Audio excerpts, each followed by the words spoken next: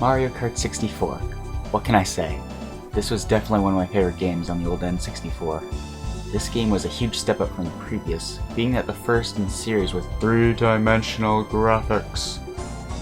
Ahem. And what better way to show my love for this amazing game than to count down my 10 favorite tracks. Number 10. Toad's Turnpike. The first course in the Flower Cup, the overall shape of this course is a figure 8. The track takes place on a public road with plenty of different vehicles, which can cause your car to fly up in the air if a collision is to take place, which can be very frustrating. Further in the track, the number of lanes decreases, adding to the difficulty for the last stretch of the lap. If you are a real trooper and looking for an increase in difficulty, the mirror mode is perfect for you. It causes the vehicles to come from the opposite direction and straight towards you. Number 9. Wario Stadium. The first track on the Star Cup, it is definitely one of the longest tracks in the game, but does not disappoint. It has a basic look and design of a muddy motocross dirt bike track. It contains a lot of bumps, several sharp turns, and plenty of hills. Did I mention there are a lot of bumps? Due to how long the track is, it can feel a little boring at times, but definitely one of my favorite parts is the giant ramp near the end of the track. If you just so happen to hit a banana or just really screw up somehow, you will not make the jump and will be set back 1/4 of the track. If used at the right time, a lightning bolt can send your competitors crashing down to the bottom. Ah, sweet, sweet victory. Number 8. Sherbet Land.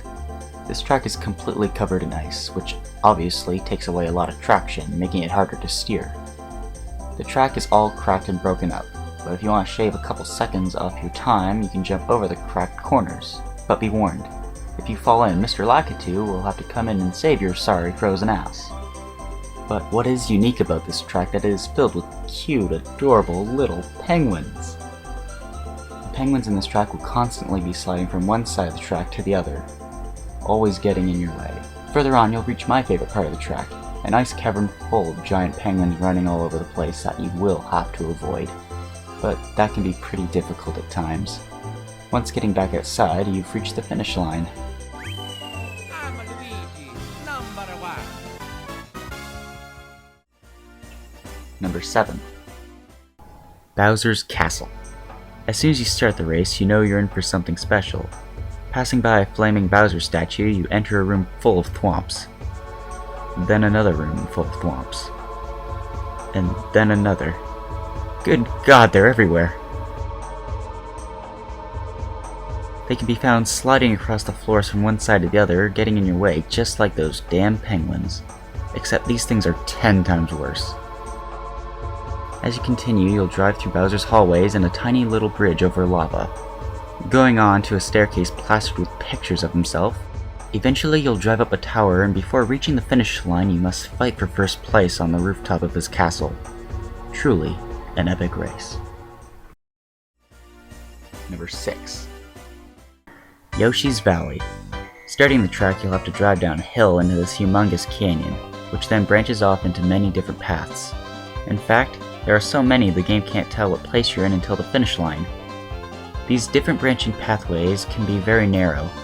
A lot of these paths don't have guardrails, so don't be surprised when you fall off the edge, again, and again, and again. But at least it's fun to choose your own path and switching stuff up once in a while, instead of following the same designated route. It also doesn't help when you have spinies all over the path spinning you out. Near the end of the course there is a giant spinning Yoshi egg that will flatten you and anyone around it.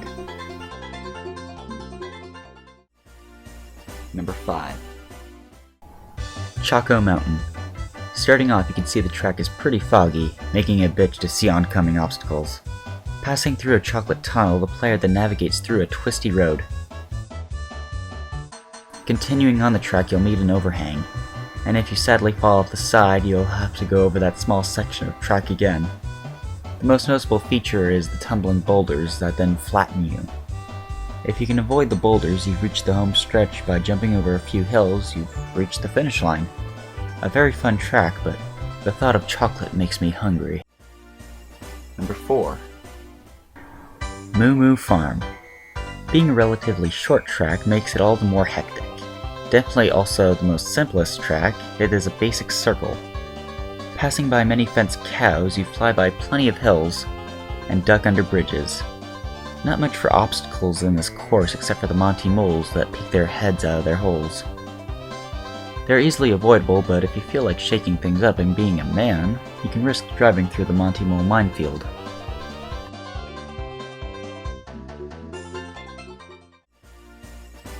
Number 3. Calamari Desert. The race starts out next to a large cliff formation. Upon the first turn, racers encounter the train for the first time. If you happen to collide with it, you'll be thrown in the air, so it's best to wait for it to pass. It's also plenty amusing to watch other players crash into the train. If you wanted, you can actually drive on the train track. However, it's not a shortcut, and it will cost you time.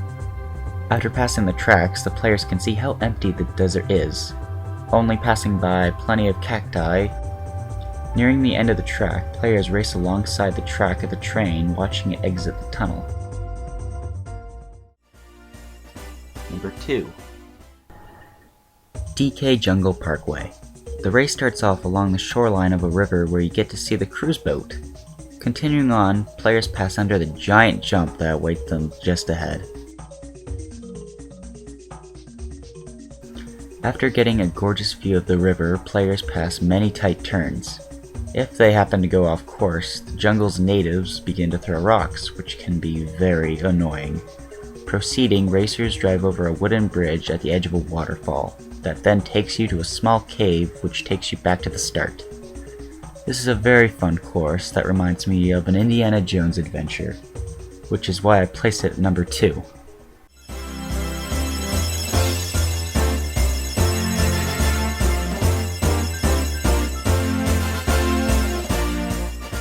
Number 1.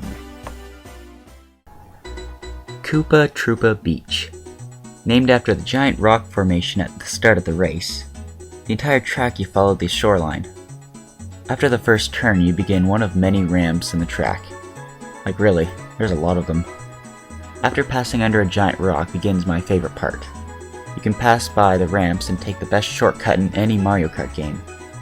You make your entrance with a mushroom or a star, and you exit under a waterfall. But it takes a lot of practice to get it right. If you don't take the shortcut, you can either go over a giant yet pointless ramp, or you can avoid the palm trees, which will spin you out if you make contact. Nearing the end of the race, you get the joy of a few more ramps, or you can use the shoreline to your advantage and cut off a few seconds of your time. Just make sure to watch out for those damn crabs. This is my favorite track because of the different paths you can take, the cheerful music, and the bright colors, and that frickin' awesome shortcut. If you have the time, download this game on the Virtual Console and revisit this wonderful game. This is my top 10 favorite Mario Kart 64 tracks, and I hope you enjoyed.